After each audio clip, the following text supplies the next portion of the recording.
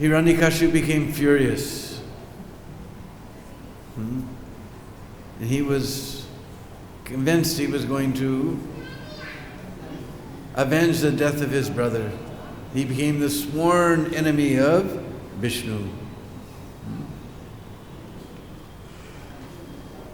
So in order to persecute all of the demigods and the Vaishnavas, he went off to the Mandar mountain to perform great penances and austerities. Such austerities no one knows, 100 years on the tips of my toes. We can't even hold our hands up for a few minutes. And Hiranyakashipu, he was standing on the tips of his toes with his arms outstretched. 100 years on the tips of my toes.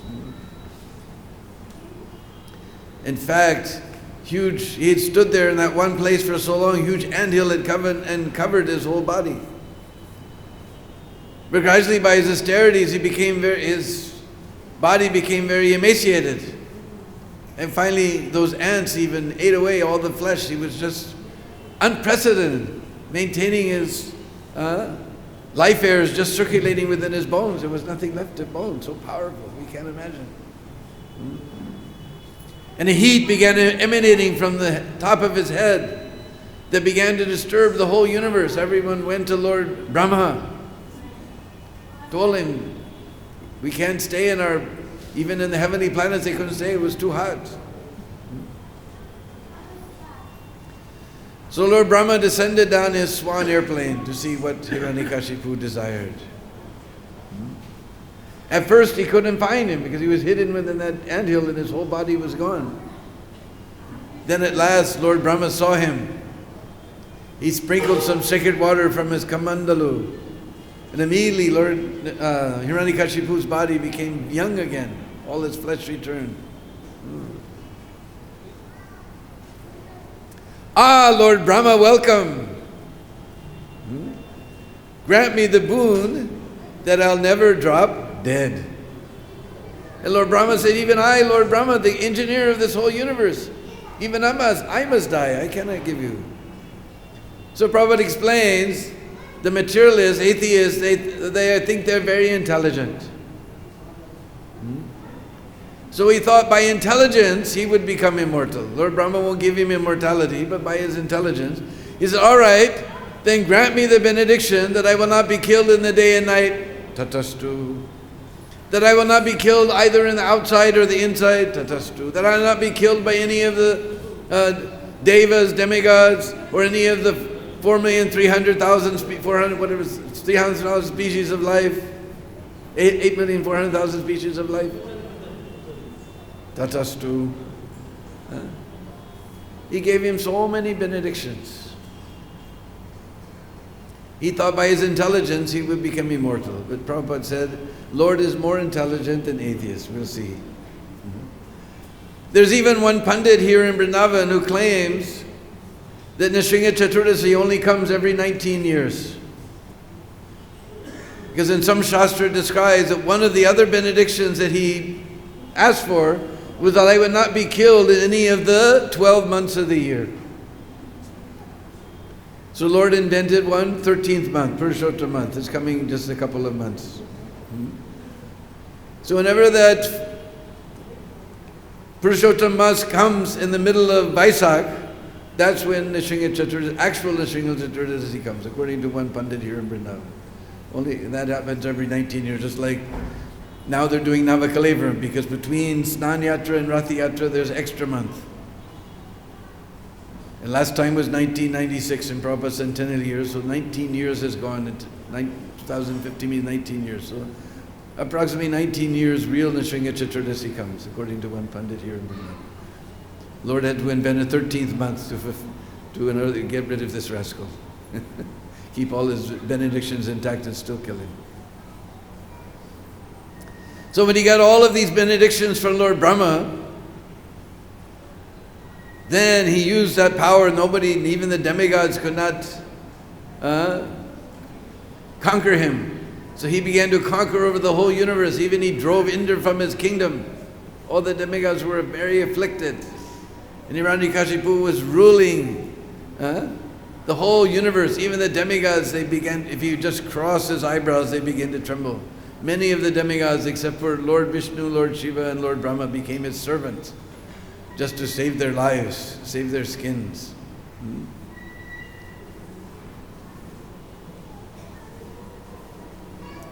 And Hiranyakashipu, he had 4 sons. Of the 4 sons, the best was Prahlad. And he wanted to give Prahlad the best education. So his guru, Sukracharya, had 2 sons, Sanda and Amarka, so he entrusted him to Sanda and Amarka to teach him how to become a first-class demon, just like himself. And although Sanda and Amarka, they tried to teach him, he didn't like their idea, because he was teaching them politics. And you have to see, this is my friend, this is my enemy, like that, and this is mine, that's his. All this type of thing. Prahlad didn't like this. So one day his father sat him on his lap. He said, Prahlad, tell me, what is the best thing you've learned in school? I didn't learn anything in school, but the best thing I learned is one should give up this material world and give up this idea of friends and enemies and the I and mine, and devote oneself to the Supreme Lord. What? What nonsense you're talking. He immediately called son, what are you teaching my son? We're not teaching his son. Then you take very careful. Somebody is polluting his mind with ideas of worship of Lord Vishnu, Vishnu Bhakti. You take very careful care of him. So again, they tried to train him in so many ways, but what happened was when the teachers were out of the room, Prahlad would teach Krishna consciousness to his classmates. That we're not these bodies, we're the spirit soul. The business of life is not to accumulate more and more material wealth, but to accumulate spiritual knowledge, to perform devotional service to the Lord. Oh, Prahlad, we're children. Why are you talking about this Krishna consciousness now? Let us play. And Prahlad said, look, you have 100 years. Of that 100 years, almost 30 years is spent just sleeping. Then 25 years, your youth, just playing and having good time. Then after 25, then you work hard and earn money. And then finally what is left? A few more years is left and you're old and you can't do anything. How will you do Vishnu Bhakti then? Just like when I was temple president, sometimes people would come carrying his cane, wobbling like this. I want to move into the ashram and do service to the Lord. Now we're going to have 5 people just to serve him. When he was healthy and he could actually do some service for the Lord, he didn't want to serve the Lord. Now that he's totally useless, now he wants to come and become servant of the Lord. No, now when you're young, you have to become servant. Not at the end of life, everything becomes useless. So then they began to listen to Prahlad Maharaj. And everybody was complaining. Again, Hiranyakashipu called his son. My dear son, what is the best thing you've learned? The best thing I've learned is to hear and chant and remember Lord Vishnu, to worship his lotus feet, to serve him, to become friends with him, and to surrender everything to him. He described the 9 processes of devotional service. Hiranyakashipu became furious. He immediately called Sanda and Amarka. What are you teaching? They proved that they didn't teach it. We don't know where he got this contamination. Guards, guards! Throw him in a pit of snakes. They threw Prahlad in the pit of snakes. Even the snakes were just going around him. They weren't hurting him. He called so many demoniac persons to cut him with sharp weapons, but those weapons turned around and hit them. He called a huge elephant to trample him. The elephant picked up Prahlad on his back and took him for an elephant ride. He threw him from a cliff. They threw him from a high cliff, but all the rocks became very soft like pillows. Boom, Prahlad was unharmed. He put him in a pot of boiling oil. That oil became just cold as soon as Prahlad entered. So he was frustrated in every way. Then he became afraid of his son. And he told Sanda and Amarka, watch this fellow, somebody's infiltrating the school. These Hare Krishnas are coming and polluting his mind with Vishnu Bhakti. You be careful. Still, he was instructing his classmates. His classmates, they were amazed. Where did you get this knowledge? You are none of our teachers. We know you since youth. And then he told, well, actually, that time when my father went to perform penances and austerities, then the demigods came and they grabbed my mother, Kayadu, because I was within her womb. And they were thinking that a serpent more evil than Hiranyakashipu must be within her womb. So we'll take her away, and when she gives birth, we'll kill that child to save ourselves. But Narad Muni appeared and he stopped them, says, no, this child is a very special child. You will not be able to kill him no matter what you do. You let her come with me. So on the side of Govardhan, there's a Narada Kund and Narada Van. Because one time, Narad Muni, he was glorifying Lord Krishna here in Braj. Lord Krishna said, what benediction that you want? He said, no, I'm just happy serving you. All right, then why don't you stay here in Braj and do your bhajan? He said, but Prabhu, I'm cursed. I cannot stay any place for more than a few minutes. Are, Narad, that curse is only valid in the material world. This Brajadam is not part of the material world. Don't think you bought a ticket and came here, you're in UP, India. No. This Brajadam is not different from the Golok Dham. That curse has no effect here. So that place is there on the side, just across from Kusan Sarovar and down the street and into the jungle a little ways. It used to be jungle, now there's housing development coming up there. So the Mahant there, his name is Deenabandhu. Deenabandhu Sharan. Just like we put Das, there's a certain branch of Nimbarka Sampradaya, they put Sharan. But same thing. Sardharmam Parichaga Mahamikam Sharanam. To take shelter or to become Das, same thing. So he Deenabandhu Sharan. So he told me this is the place where Narad Muni brought Kayadu. And it makes sense. He can't stay any place for any I've never seen the Shastra. Deenabandhu's never shown me the Shastra. But anyway, we know Narad Muni can't stay any place. He couldn't have any ashram anywhere else except in Braj. So this Nrsingadev pastime also takes part in Braj, some part of it.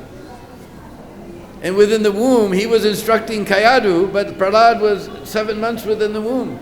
He was hearing. Therefore, Prabhupada explains it's very important for the ladies when they're pregnant that they read very loudly the scriptures, they attend the class, so the child within the womb will get instruction. So Prahlad got all this instruction, all his classmates were astonished. He said, unless you get the shelter of a pure devotee of the Lord, you cannot understand devotional service. So Hiranyakashipu saw that his son's influence was still growing within the school. He became furious. He called Prahlad. Where have you gotten this knowledge? And Prahlad told his father, oh, best of the atheists. Can you imagine calling your father, oh, best of the atheists? Those who were too much attached, and now you're calling your father attached, huh? Those who were too much attached to sense gratification, even if they studied for hundreds of years, they will never understand devotional service to Lord Vishnu. You rascal! You have taken shelter of my enemy, Lord Vishnu, my sworn enemy. You're despicable. You're a disgrace to your family. I don't understand. Where do you get your power? Where do you get your power? Well, Pitasri, I get my power from the same place as you, from Lord Vishnu. Again, you're taking this name, Lord Vishnu. Where is this Vishnu? Well, Baba, he's everywhere. He's everywhere? He's everywhere? Is he here? Is he here? Is he in this pillar? Oh, Baba, he's everywhere. He's in that pillar also. Then Hiranyakashipu took his fist and he smashed that pillar. I will show you your Lord Vishnu. And he smashed that pillar. And a huge sound went roaring through the whole universe. Nobody can understand the source of this sound. And suddenly that pillar broke apart. And out sprung Lord Nrsingadev, half man, half lion incarnation of the Lord. And he was roaring and very angry that Hiranyakashipu had threatened his pure devotee, Lord Prahlad Maharaj. So immediately, just like a cat likes to play with its mouse, its prey, before it actually kills it, Nrsimhadev began to, Hiranyakashipu is nothing, but he began to fight with him. Then finally, Lord Nrsimhadev grabbed him, and he took him to the doorway of the temple. So doorway means it's neither inside nor outside. It was dusk. Dusk means it is not daytime. You cannot say it is daytime. You cannot say it is nighttime. He placed him on his lap because he had asked, no, on the land, sea or air. No, he placed him on his lap. By no weapon. He took his nails. And under the 12 months, it was Purushottam month. And with his nails, he performed some surgery. And he ripped out his intestines and put them around his neck like a garland. And Hiranyakashipu was finished. Then his army attacked, and Lord Nrsimhadev became even more furious. With hundreds of hands, he began fighting and destroying the whole army of Hiranyakashipu. When the army was finished, the Lord was roaring and roaring. Everyone was afraid to go near him. He was in such a fierce mood. Narad Muni, he was trying to encourage the demigods. The demigods, of course they're devotees, but they're attached to sense gratification, and the Lord knows it, and they know the Lord knows it, so they're not sure about their position. He said, no, we don't want to go near him. Finally, even Narad Muni asked Lakshmi ji, "Uska mood kharab ho gaya, main nahi jaungi." He's in bad mood, I'm not going near him. So then, Lord was growling, and Narad Muni pushed Prahlad Maharaj forward with the garland. And Prahlad Maharaj garlanded Lord Nrsimhadev. Then Lord Nrsimhadev became just like a little pussycat, very, very soft, and sat Prahlad on his lap and began to caress his body like that. Then he asked Prahlad, "My dear Prahlad, what benediction you want?" He said, "No, I don't want any benediction." "No, you must take some benediction." "I'm happy in your service. Just to chant your name and be engaged in the service of your devotees." "You must take some benediction." "Well, all right. Just see the mercy of Prahlad Maharaj. His father tried to kill him in so many evil ways. Still Prahlad is saying, my father, he had no chance to become a devotee. You somehow give him liberation." Nrsimhadev laughed. He said, whoa. Not only your father, but I can't remember just now how many so many generations of your family, past and to come, because you're a devotee. So you're doing the best thing. Just like sometimes our devotees, they move into the ashram, then the parents go, "You have to serve your mother and father. You can do Krishna consciousness at home." But the best thing you can do for your mother and father and all your ancestors and descendants is to become Krishna conscious. This is the proof, Prahlad Maharaj. So in this way, this is that very special day. There's another pastime also took place in Braj. There's one time, Nanda Maharaj, he wanted to put Nanda Lala to rest. And Nanda Lala said, Baba, you tell me a story."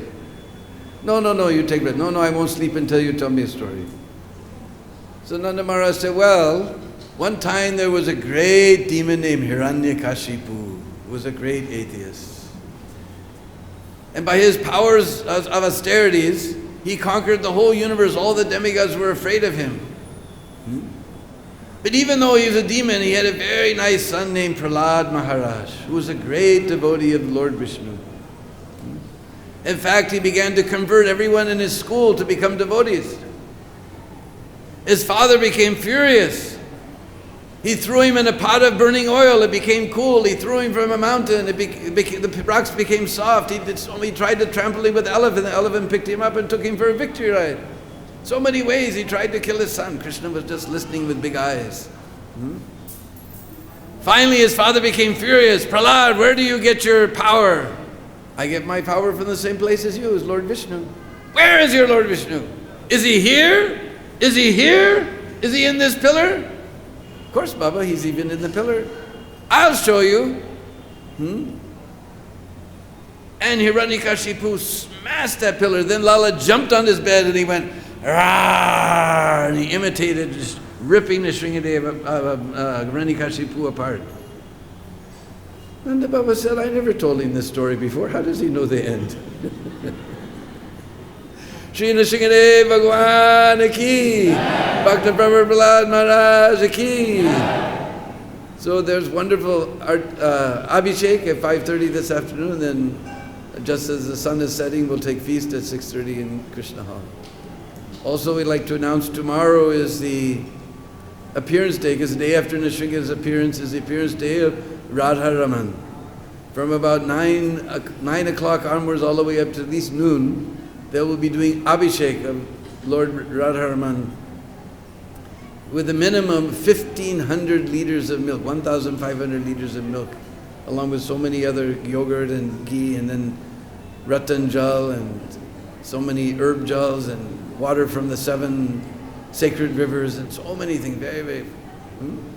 And in the evening, of course you stay all the way up to after because it takes a while to dress, and have the Rajbhog Arti will be very late, not before 1 o'clock. But in the evening when the darshan is there, if you stay up to that last darshan, that Rajbhog Arti, there's a piece of cloth that Gopal Bhatta gave that Chaitanya Mahaprabhu gave to Gopal Bhatta Goswami. You'll see a frame with a bunch of, glass frame with a bunch of tilak on the front cover. Behind that, inside that glass, is a piece of cloth that was worn by Chaitanya Mahaprabhu. And also, all during the Abhishek, you can also see there'll be a little silver platform, and there's a piece of wood that Mahaprabhu used to sit on. He also gave that cloth and he gave that wood. That wood's been rubbed with so much oil for the last 500 years. It looks like a black Shalagram Shila, like this big long one like this. But you'll see it on top on the right side. That's actually a piece of wood that Mahaprabhu used, a little choki that Mahaprabhu himself personally sat on. So all these things are only visible on Janmashtami and on the appearance day of Radha Raman Lal. Sri Radha Raman Lal Ji Maharaj ki. Hare Krishna.